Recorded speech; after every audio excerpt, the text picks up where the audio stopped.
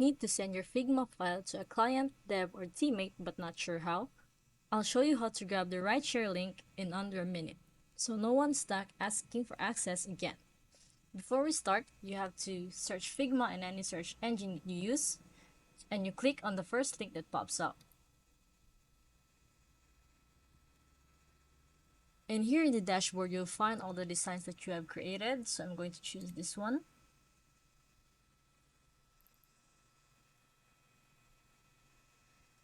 And then click the share button at the top right corner of your Figma file. So under the link to share, click the drop down that says only people invited. But in here it is set to anyone, and you can also change that here. So since it is already set to anyone, it is now a public project.